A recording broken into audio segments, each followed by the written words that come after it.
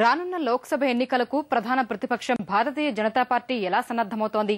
ఈ ప్రశ్నకు ఆ పార్టీ కార్యకర్తల నుంచి జాతీయ నేతల వరకు స్పష్టమైన సమాధానం లేదు. మంత్రివర్గ పునర్వ్యవస్థీకరణకు కొనసాగింపుగా పార్టీ పదవులపై కాంగ్రెస్ దృష్టి సారించి దూకుడు ప్రదర్శిస్తుంటే భాజపాలో మాత్రం ఆ జోరే కనబడటం లేదు. అధ్యక్షుడిగా నితిన్ గడ్కరీ కొనసాగడంపై ఆ పార్టీలోనే భిన్నాభిప్రాయాలు ఉన్నాయి. గడ్కరీపై ఆరోపణలతో అవి విస్తృతమయ్యాయి. దీంతో యూపీఏ హయాంలో బయటపడిన పడుతున్న కుంభకోణాలపై ముందుండి నడిపే నాయకుడు కరువయ్యారని వాదనలు వినిపిస్తున్నాయి. ఈ నేపథ్యంలో అధ్యక్షుడిగా గడ్కరీ పదవీకాలం డిసెంబర్ 6న ముగియనుంది. ఇప్పటికే నిర్ణయించినట్లు ఆయన రెండోసారి పదవిలో కొనసాగుతారా లేదా అనే విషయం ఉత్కంఠగా మారిపోయింది. గడ్కరీ రాజీనామా డిమాండ్కు దారితీసిన కారణాలు, భాజపాలో అంతర్గత పోరు ఆ పార్టీ భవిష్యత్ చిత్రాన్ని అయోమయంలోకి నెడుతున్నాయి.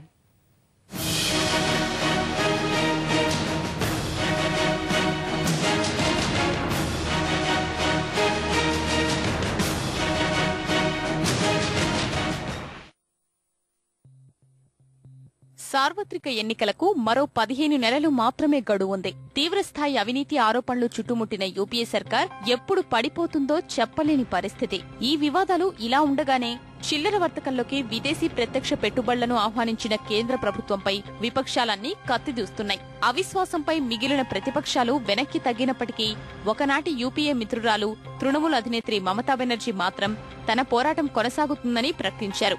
అవిశ్వాస తీర్మానానికి సరైన మద్దతు లభించినప్పటికీ ప్రజా వ్యతిరేక నిర్ణయాలు తీసుకుంటున్న యూపీఏ ప్రభుత్వాన్ని గద్దెదించేందుకు ఏ అవకాశాన్ని వదులుకోబోమని ప్రకటించారు. ప్రస్తుత పరిస్థితుల్లో అవిశ్వాస తీర్మానం ప్రవేశపెడితే సమాజ్వాదీ, బహుజన్ సమాజ్వాదీ పార్టీల మద్దతుతో కేంద్రం గట్టెక్కే వీలుందని భావించిన మిగిలిన విపక్షాలు అదను కోసం ఎదురుచూస్తున్నాయి. ఇలాంటి సవాళ్లను ఎదుర్కొనేందుకు కాంగ్రెస్ సర్వసన్నద్దమవుతోంది. పార్టీ ప్రభుత్వ పరంగా శరవేగంగా నిర్ణయాలు తీసుకుంటూ దూసుకుపోతోంది. ఆ పార్టీ యువనేత రాహుల్ గాంధీ నేతృత్వంలోని బృందం దేశవ్యాప్తంగా గెలిచే అభ్యర్థులపై సర్వేలు చేస్తోంది. వచ్చే ఎన్నికల్లో కొత్త మిత్రుల కోసం ఏకంగా పొత్తుల కమిటీని ఏర్పాటు చేసుకుంది. ప్రభుత్వంపై సామాన్యుడిలో పెరుగుతున్న ఆగ్రహాన్ని చల్లార్చడంపై కేంద్రం దృష్టి సారించింది. మధ్యంతర ఎన్నికలు రాకుంటే యూపీఏ ప్రభుత్వానికి 2 బడ్జెట్లు ప్రవేశపెట్టే అవకాశముంది. వీటిని జనరంజక బడ్జెట్లుగా రూపొందించాలని నిర్ణయించింది.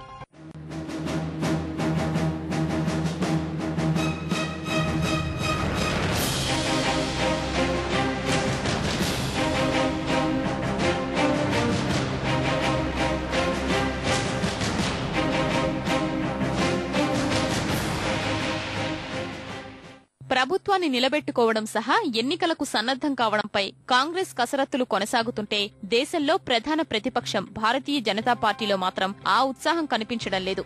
కేంద్రంపై అన్ని ప్రతిపక్షాలు విమర్శలు చేస్తుంటే వాటిని ఏకం చేయలేకపోతోంది. ప్రభుత్వంపై పోరాడటంలో సిద్ధాంతాల్ని పక్కన పెట్టేందుకు సిద్ధమని వామపక్షాలు ప్రకటించినా కలుపుకొనిపోయే ప్రయత్నం చెయ్యలేకపోతోంది.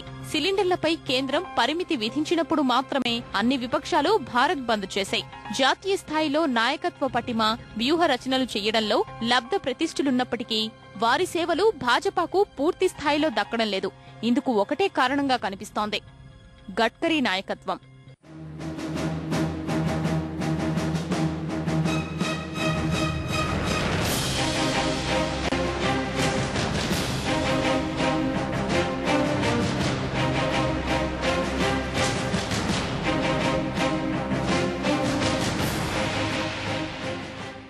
ఆర్ఎస్ఎస్ అండదండలు గడ్కరీకి పుష్కలంగా ఉన్నప్పటికీ ప్రస్తుతం ఆయన నాయకత్వంపై పార్టీలోనే భిన్నాభిప్రాయాలు వ్యక్తమవుతున్నాయి.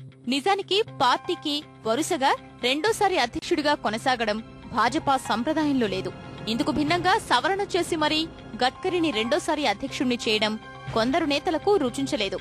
అప్పట్నుంచి ప్రారంభమైన లుకలుకలు గడ్కరీకి చెందిన పూర్తి గ్రూపులో పెట్టుబడులపై ఆరోపణలు రావడంతో పెద్దవైపోయాయి. ఇందుకు తగ్గట్టుగా ఆరోపణలు వచ్చిన వెంటనే అధ్యక్షుడిగా దిగిపోవాలనే డిమాండ్లను గడ్కరీ పట్టించుకోలేదు. ఇందుకు నిరసనగా భాజపా జాతీయ కార్యనిర్వాహక వర్గానికి మహేష్ జట్మలానీ రాజీనామా చేశారు. రామ్ జట్మలానీ, శత్రుఘ్న సిన్హా, యశ్వంత్ సిన్హా ఇలా గడ్కరీ రాజీనామా చెయ్యాలన్న ఆ జాబితా పెరుగుతూనే ఉంది. గడ్కరీ పదవి నుంచి దిగిపోవాలనే డిమాండ్లో బయటి నుంచి కాకుండా ఆ పార్టీలోనే బలంగా వినిపిస్తున్నాయి.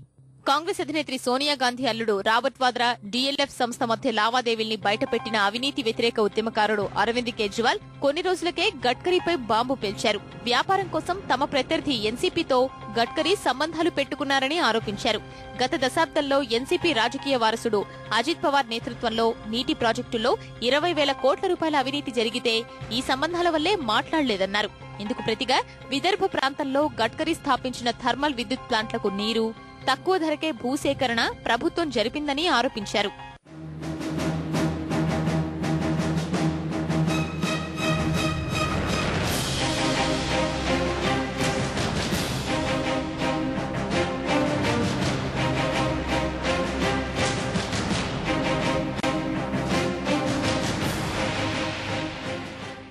గడ్కరీ ఎన్సీపీ బంధం, ఆయన థర్మల్ విద్యుత్ ప్లాంట్లపై విమర్శలు చెలరేగుతున్న కాలంలోనే ఓ ఆంగ్ల దినపత్రికలో వచ్చిన కథనం భాజపాను మరింతగా ఇబ్బంది పెట్టింది.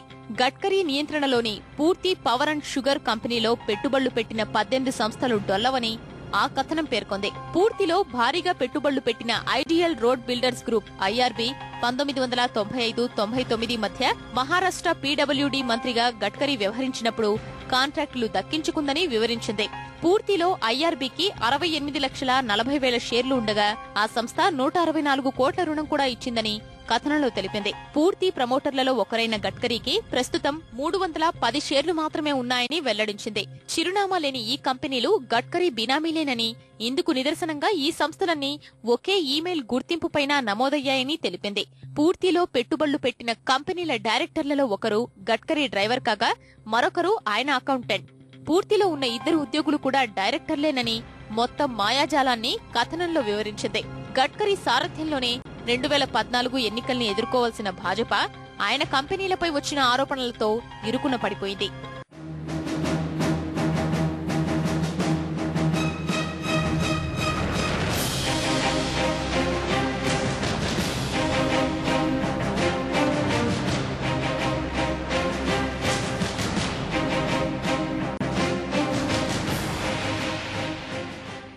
గడ్కరీపై ఆరోపణలతో కాంగ్రెస్ ఎదురుదాడికి దిగడంతో రాబర్ట్ వాద్రా డీఎల్ఎఫ్ భూ లావాదేవీల్ని భాజపా ప్రశ్నించలేకపోయింది. యడ్యూరప్పను ముఖ్యమంత్రి పీఠం నుంచి దించిన భాజపా అవినీతిపై ద్వంద్వ విధానాలు పాటిస్తోందన్న విమర్శలకు ఆ పార్టీ వద్ద సమాధానాలు లేవు. ఇలా కాంగ్రెస్ ని ఇరుకున పెట్టాల్సిన భాజపా ఆత్మరక్షణలో పడిపోయింది. ఎన్నికలకు 15 నెలల ముందు అధికార పార్టీ తప్పుడు విధానాలు, అవినీతిపై పోరాటాలతో ప్రజాభిమానాన్ని చూరగొనాల్సిన పార్టీ చతికిల పడిపోయింది. ఎన్ని వివాదాలు చుట్టుముట్టినా కాంగ్రెస్ బలం పుంజుకుంటే భాజపా తిరోగమనంలో పడుతుంది. సరిగ్గా ఈ సమయంలోనే అగ్రనేత ఎల్కే అద్వానీని అధ్యక్షుడు చెయ్యాలనే డిమాండ్ ముందుకొస్తోంది. ఇందుకు అనేక కారణాలు కనిపిస్తున్నాయి. పార్టీలో అత్యంత సీనియర్ నేతగా ఆయనంటే అందరికీ గౌరవం. అంతేకాదు ఓ నాయకుడిగా ఆయన దక్షత, చతురత తిరుగులేనిది. గత చరిత్రే ఈ విషయాల్ని రుజువు చేస్తోంది. 1986లో భాజపా అధ్యక్షుడైన అద్వానీ 2 ఏళ్ల వ్యవధిలో ఎంపీల బలాన్ని 2 నుంచి 85కు పెంచారు. ఆ తర్వాత 1996లో 161 సీట్లు, 1998లో 182 మంది ఎంపీలు గెలవడంలో ముఖ్య పాత్ర పోషించారు. పార్టీని సమున్నతంగా తీర్చిదిద్దినప్పటికీ 1999లో ప్రధానిగా వాజ్పేయికి అవకాశమిచ్చి హుందాతనాన్ని చాటారు. అద్వానీ వల్లే బాబ్రీ విధ్వంసం జరిగిందన్న తీవ్రస్థాయి ఆరోపణలు తప్పించి ఇతర వివాదాలేవి ఇన్నేళ్ల రాజకీయ చరిత్రలో లేవు. ముఖ్యంగా అవినీతికి పర్యాయపదంగా రాజకీయ నాయకులు మారిపోతుంటే ఆ మకిలీకి దూరంగా ఉన్న అతి కొద్ది మంది నేతల్లో అద్వానీ ఒకరు. ఇటీవలే 86వ పుట్టినరోజు జరుపుకున్న అద్వానీ ప్రధాని పదవి కంటే పార్టీ తనకు ఎక్కువే ఇచ్చిందని అభిమానాన్ని చాటుకున్నారు.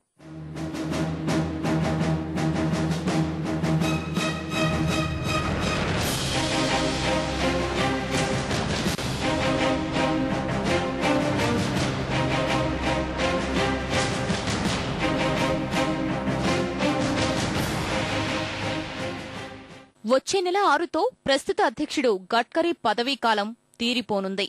ఆయనను మరోసారి పార్టీ అధ్యక్షుడిగా ఎన్నుకున్నప్పటికీ అవినీతి ఆరోపణలు, పార్టీలో వినిపిస్తున్న డిమాండ్ల వల్ల కొనసాగుతారా లేదా అనే విషయం తేలాల్సి ఉంది.